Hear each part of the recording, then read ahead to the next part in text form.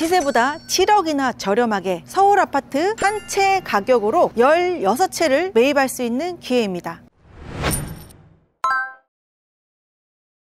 안녕하세요, 빨간조끼입니다. 지금 서울 아파트 한 채 가격으로 1주택으로서 16세대를 가질 수 있는 다가구 주택 보러 왔는데요. 서울에서 다가구라고 하면은 땅값이 비싸기 때문에 대부분의 그동안 나왔던 다가구들이 신축이나 준신축이라고 하면 뭐 20억, 30억 이렇게 금액이 비쌌어요. 서울에서 조금 저렴한 다가구라고 하면은 감정가에 땅값은 들어가 있지만 건물이 많이 노후돼서 사용 수익하기에는 인테리어 비용이 많이 들어가야 되는 다가구 주택이 대부분이었는데요. 오늘은 서울에 있는 준신축 다가구로서 가성비가 상당히 좋은 곳에 와 있습니다. 여기는 서울시 관악구 봉천동에 있는 다가구 주택입니다. 저는 계속 다가구 건물을 보고 있는데 가격이 너무 메리트가 있는 물건입니다. 최초 감정가가 약 21억 5천만 원인데요. 두 번 유찰돼서 13억 7,663만 5천 원의 경매가 진행 중에 있습니다. 13억이라고 하면 비싸게 느껴질 수도 있을 텐데요. 저렴하게 투자할 수 있는 포인트들이 있기 때문에 소액으로 16채 다가구에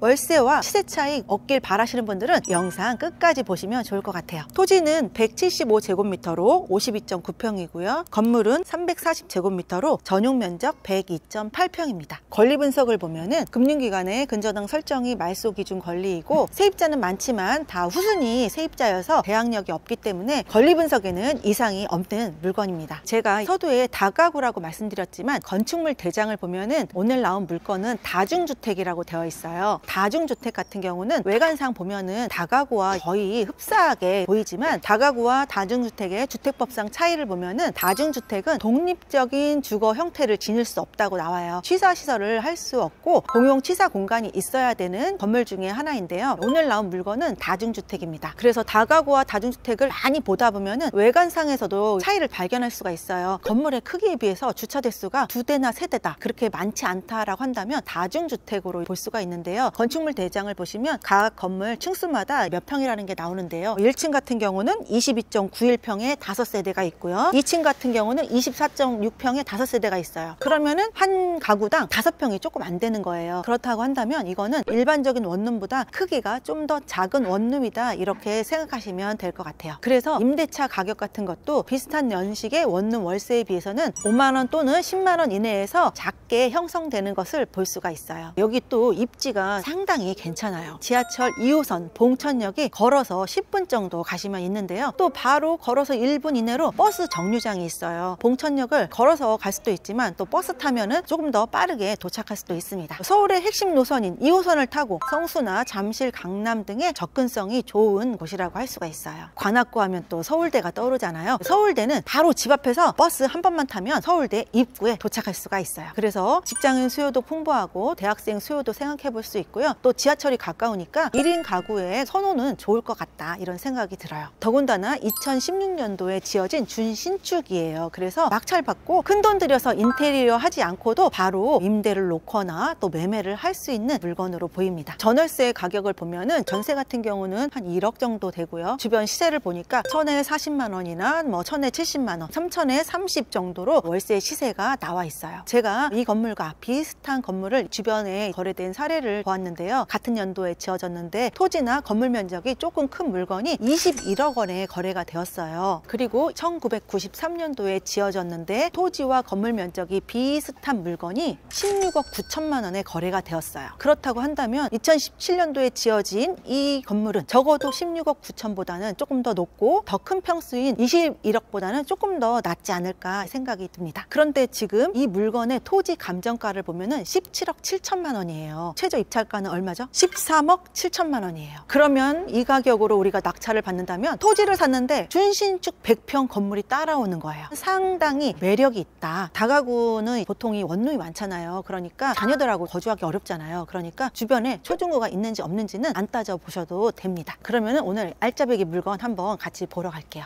다가구 빌라가 많은 그런 동네예요. 오래된 다가구도 있지만 신축, 신축과 준신축 그리고 구축이 혼재되어 있는 그런 곳이에요. 입지가 괜찮고 수요가 좋으니까 구축을 허물고 신축 건물로 바뀌고 있다는 것을 알 수가 있어요. 오늘 보러 온 물건은 바로 이 건물입니다.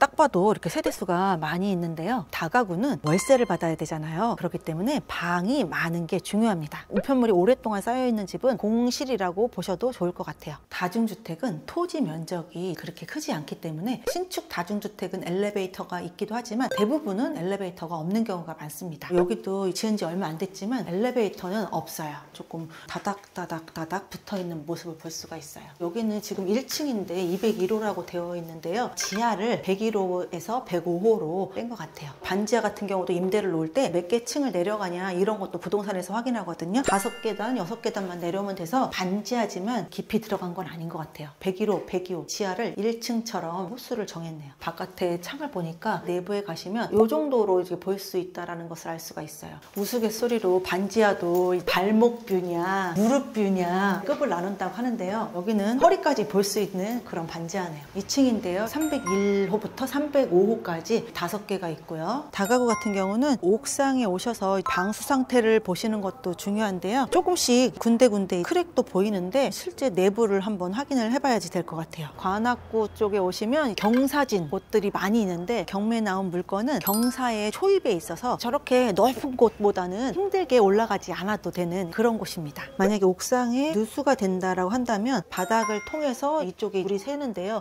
새면은 이렇게 타일 사이에 있는 매지들이 떠요. 그런데 지금 그런 흔적이 없는 걸로 봐서는 누수는 되고 있지 않다 이렇게 생각이 돼요. 거의 16가구가 있는데 주차 대수가 하나, 둘, 셋, 3개입니다. 그리고 조금만 걸어 나가시면은 1분 이내로 우리 동네 번화가가 있습니다. 치과, 베스킨라빈스, PC방, 치킨집, 마트 다양하게 있네요. 버스 정류장이 이렇게 있고요. 서울대 한 번에 가고 중앙대학교도 가고 광명도 가네요. 전형적인 딱 오래된 구축 동네에서 볼 수 있는 그런 거리 풍경이에요. 여기 올라가는 길이 국회 단지길이에요. 쫙 빌라 다가구가 많이 있는 것을 볼 수가 있어요.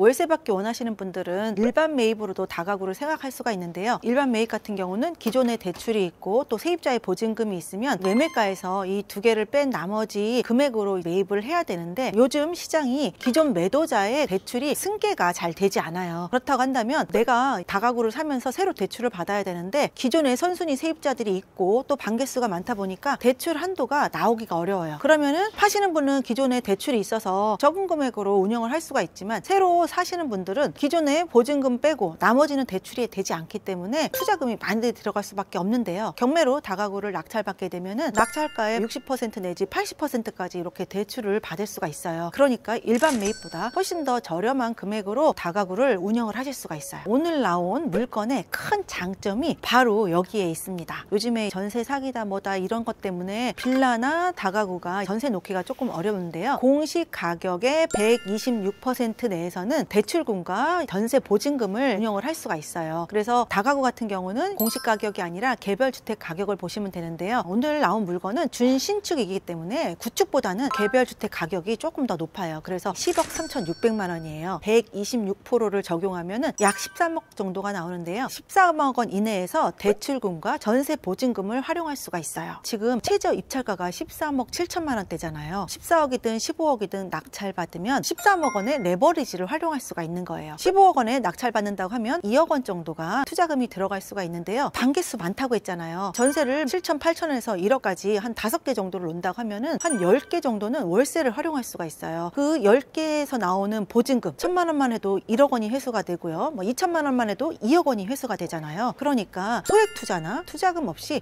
활용해 볼 수 있는 그런 물건입니다. 제가 레버리지를 활용할 수 있는 금액을 13억으로 말씀드린 이유가 보통은 전세를 입주할 때 대부분이 다 전세 대출을 받고 들어와요. 그러니까 전세 대출을 받을 때 가장 많이 활용하는 게 LH 전세 대출인데요. LH에서 전세 대출을 할 때 개별주택 가격의 126%를 주택 가격으로 보고 보증보험을 가입해서 전세 대출을 해주는데요. 월세 같은 경우는 최우선 변제금이 서울은 5,500만 원이에요. 5,500만 원 이하로 월세 계약을 하면은 혹시라도 경매라든지 이런 일이 생겼을 때 내 보증금을 지킬 수가 있어요. 그래서 월세 계약을 할 때는 최우선 변제금 이하인 월세 보증금은 크게 따지지 않아요. 많아요. 그런데 1,000만 원, 2,000만 원 정도는 본인의 자금으로 보증금을 내고 들어오기 때문에 전세와 대출금을 합한 금액만 126% 이내로 계산을 하시고 그 나머지 방에 대한 보증금은 월세로 받는다, 이렇게 계산을 하시면 될 것 같아요. 그리고 우리 아까 이제 둘러보면서 오래된 구축과 또 신축 많이 보셨는데요. 지도에서 보시면 물건지 뒤로 어마어마하게 이제 모아타운 구역으로 지정이 되어 있어요. 향후 시간은 걸리겠지만 모아타운이 또 아파트로 진행이 될 때 많은 주민들이 또 이주를 해야 되는데, 이때 주변으로 이주를 하시다 보면은 임대가가 상승을 할 수가 있고요. 모아타운이 아파트가 되면은 주변 환경이 더 좋아지잖아요. 매매가도 같이 따라서 상승이 될 것 같아요. 13억 원 말씀드렸을 때